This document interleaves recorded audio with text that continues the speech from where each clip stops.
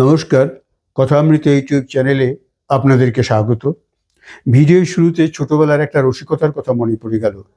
শ্রাদ্ধ বাড়িতে খেতে গিয়েছি, আমার এক বন্ধু ঠাট্টা করে বলছে, যার শ্রাদ্ধ তাকে তো দেখতে পাচ্ছি না। এই কথাটা তখন থেকে আমাকে নাড়া দিত। সত্যিই তো, যে কোনো অনুষ্ঠানে যাই যাকে কেন্দ্র করে সেখানে তাকে পাওয়া যায়।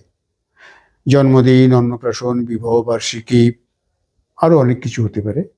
কিন্তু একমাত্র শ্রাদ্ধানুষ্ঠানে গিয়েই আমরা যার শ্রাদ্ধ তার দেখা পাই না, অথচ একটা অনুষ্ঠান হচ্ছে। খুব ঘটা করেও কোনো কোনো সময় অনুষ্ঠান হয়।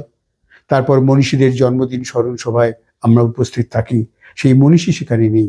তাকে নিয়ে কত কথা, কত প্রশংসা, কত কবিতা, অথচ তিনি জীবদ্দশায় যদি এই অনুষ্ঠানটার সঙ্গে থাকতে পারতেন, আমরা যদি তার জীবদ্দশায় এরকম একটা অনুষ্ঠানে অংশগ্রহণ করতে পারতাম, তাহলে কি ভালোই না হতো?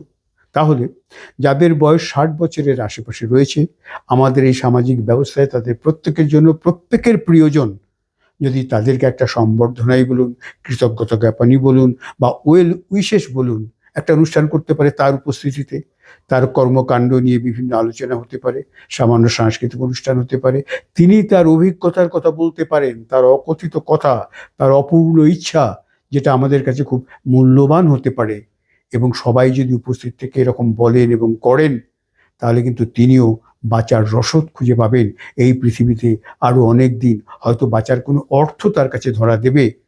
যতদিন তিনি মনে করছিলেন হয়তো এতদিন যে আর বেঁচে থেকে কি লাভ। কাজেই আমরা যদি এই বয়স্কদের এই সম্মানটা দিতে পারি, এবং এইভাবে তার জীবদ্দশায় তার পারলৌকিক ক্রিয়াদি ঘটা করে হোক বা না হোক, অন্তত এই অনুষ্ঠানটা করলে প্রত্যেকের জন্যই এটা কিন্তু সমাজের একটা বড় কাজ করা হবে। আপনারা ভাবুন, দরকার হলে এই ভিডিও ভাইরাল করুন, সবার মতামত আসুক, তাহলে পরবর্তী সময়ে এ ব্যাপারে সিদ্ধান্ত আপনারাই নেবেন। নমস্কার।